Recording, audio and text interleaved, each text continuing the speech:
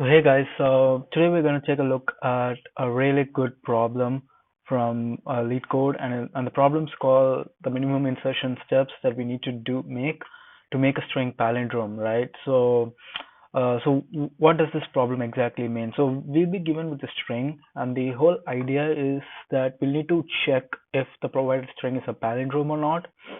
So in the case, okay, what does palindrome mean, right? So palindrome are strings that even if you reverse them, it will have the same set of characters in it. So for example, here we have ZZAZZ. So even if we did reverse this set of strings, we get this exact same string again. So that's what it means by a palindrome. And the problem says that so for example, we have another string here, right? So here we have MBADM. So if we did reverse the string, we do not get the same string back because it won't start with MB, it'll start with MBABM. So it's not the same string, right? So in order to make this a palindrome, we need to attach a few characters to the string, right? So if, for example, in here they've attached BM at the end, uh, string can be MGBA. So in here they've modified the string so that they've attached a few characters to it. So here they've attached, I think, D on the second index, and then uh, here B, they've attached B here. So it basically it says that we have to output the number of insertion that we have to do to the string to make it a palindrome, right? So that's kind of the idea here. So we need to figure out the number of characters that we need to include in a string to make it a palindrome. Uh, Again, this question sounds hard, but it's basically not once we try to figure out how a palindrome works, right? So I'm going to show you a really easy method by using dynamic programming. So the whole idea behind using dynamic programming is that what exactly is a palindrome, right? So we get a string and we reverse it and we compare both strings. So if the reverse string and the string are equal, we know for sure that we found out that the provided string is a palindrome, right? But in some cases, even if we reverse the string, we're not getting a palindrome. So what exactly can we do here? So what we need to do is that we get a string, we need to reverse it, and we need to find the longest common subsequence for both the reverse string and the string. So once we find the longest common subsequence between both the original string and the reverse string, we need to subtract it with the string that we get to find the number of characters that we need to include for the string to be palindrome, right? So for example, here we have a string called MBADM. That's the exact same string that was provided in the test cases. So if we did reverse the string, we won't be getting a palindrome. So we need to find the longest common subsequence with both the original string and the reverse string. And once we find the longest common subsequence count, we need to subtract it with the original string, and that kind of gives us the number of characters that we need to insert into the original string to make it a palindrome, right?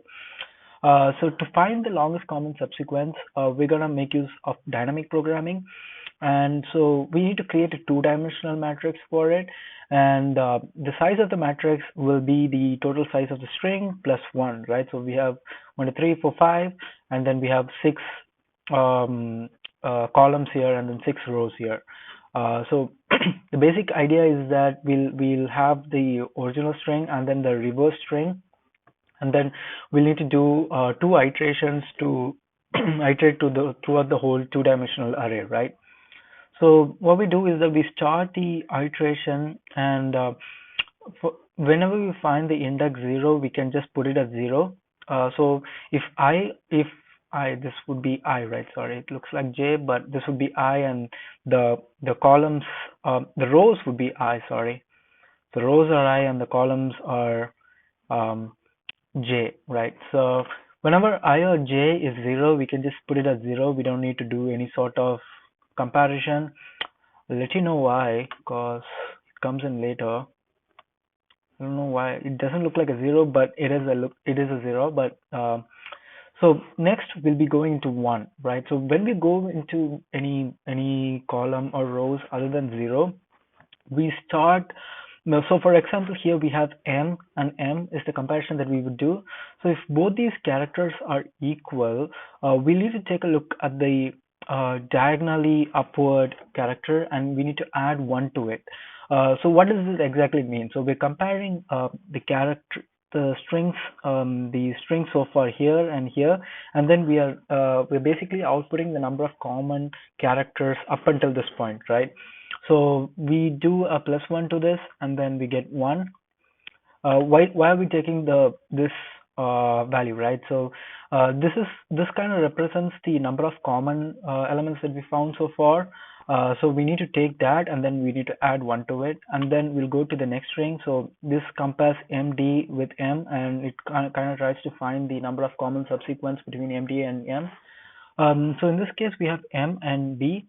So both are entirely different characters. So in this case, we need to find the maximum between this and this.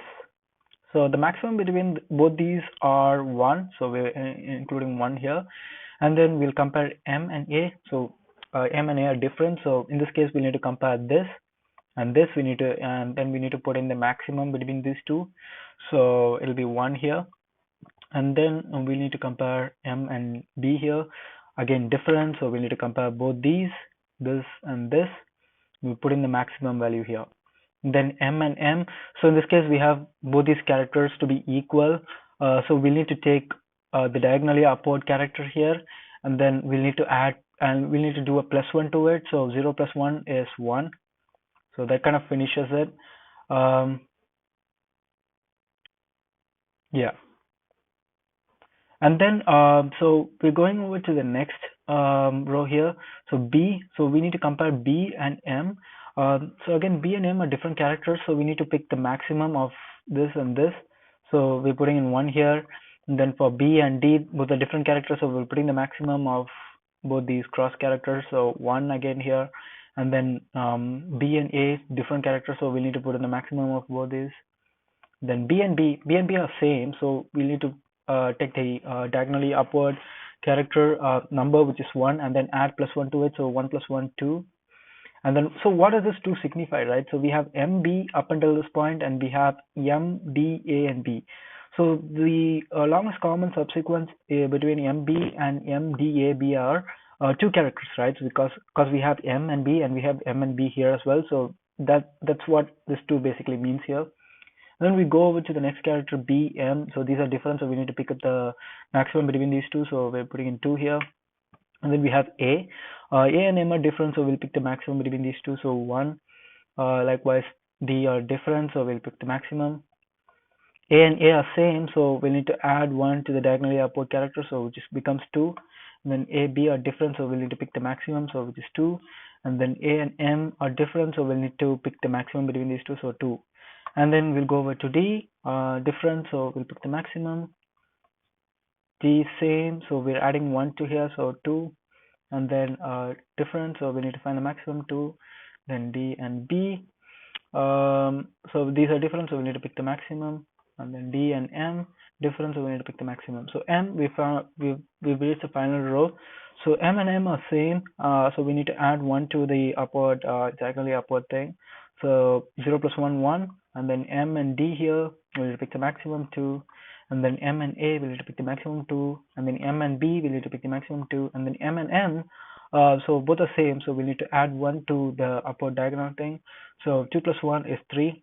So if we found the longest common subsequence, which is basically the maximum value within the two-dimensional array, which is 3. So before so 3 kind of gives us the longest common subsequence between the original string and the reverse string. So now what we need to do is that we need to find the length of the input string, and then we need to subtract it with 3.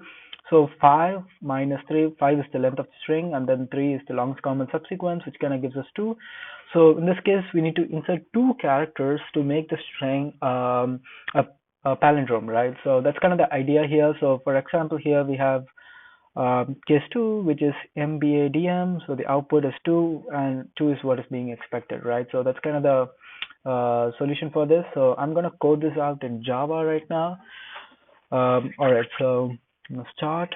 So the first thing that we need to do is we need to create a reverse string for it, right? So there's a really cool Java thing, Java class that we could use, string builder, which takes the string into account, and then we could call reverse, and then I think it's toString. I'm not sure, but it should be toString. So we found the reverse, and then we need to find the character array for both these. So um, I'm just gonna name them array one, and then reverse dot to wait reverse to character array, and then character array two reverse dot to character array. Yep. So we've got pretty much everything that we need to get. Yeah. So we need to create the two-dimensional array. So I'm gonna call it DP because dynamic programming, and then new int. So it should be.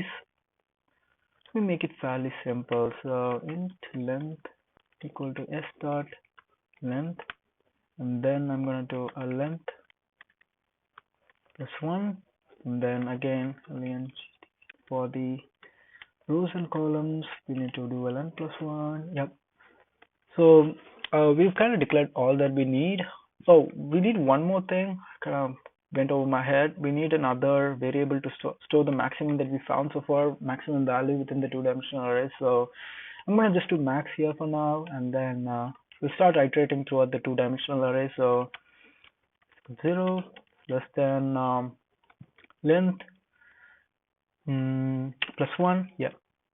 Then I plus plus, then for int j is equal to kind of default, right? We use I and j for every indexes, but kind of gotten used to it, I guess.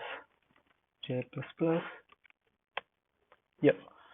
So we need to do I think we need to do three comparisons as we talked about. So the first comparison that we need to do is check whether I is equal to 0 or j is equal to 0. So it's like the first condition that we need to check. If they are 0, we need to do dp of I and dp of j uh, would be equal to 0, and then else if we need to check if the character array 1 of I is not equal to array of 2 of j, right? So if both these characters are not equal, we're gonna have to find the maximum between um, the um, the element in the element previous element in the same row and the above element in the same column. So should be fairly easy. So dp of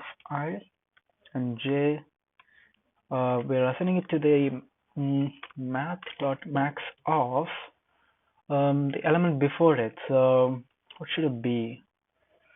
So in this case, if it's different, we are kind of checking both these values, right? So it's I minus 1 and then j minus 1.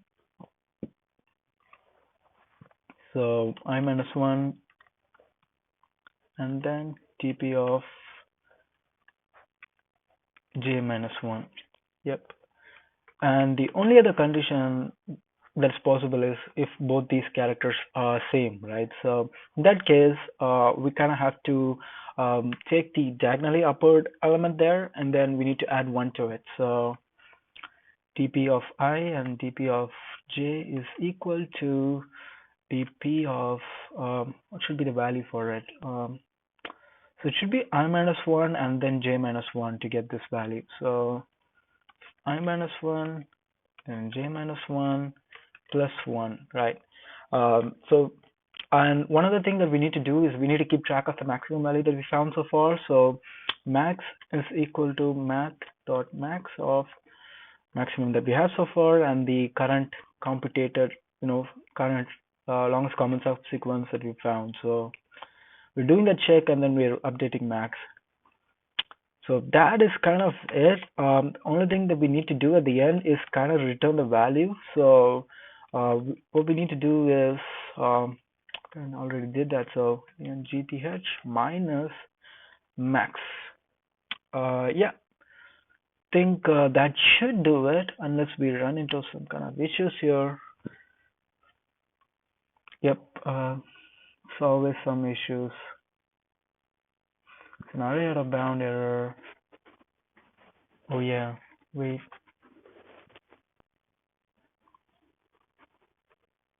Yeah, I need to remove that here as well. So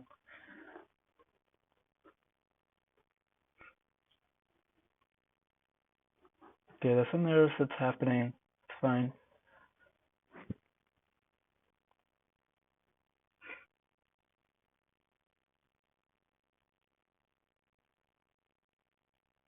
Oh yeah, so I completely forgot. Like, uh, we kind of have the indexes in a way that the first index is not the actual thing. So what we need to do is we need to do a minus one here, just to just when we're trying to reference the array, because we're gonna going one step ahead, right? Because the indexes are not exactly so. For example, here the indexes that we iterate through is not exactly mapped to the right array, right? So 0 is not getting mapped. So when we come to 5, it kind of goes over the loop and it tries to find that 5 element, but it's not exactly 5, right? Because 0, 1, 2, 3, 4, and then when we do a 5, we kind of tries to find that 5 element and it's not there. So we need to do a we need to do a minus one so that it kind of gets mapped to the character array there. So this should fix it. So let's see.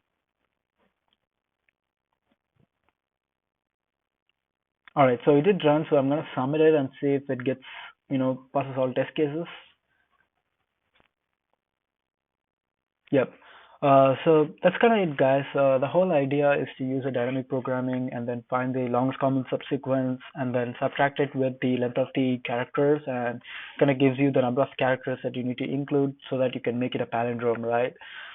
So that's for it today. I'll see you another again tomorrow with another problem. See you guys.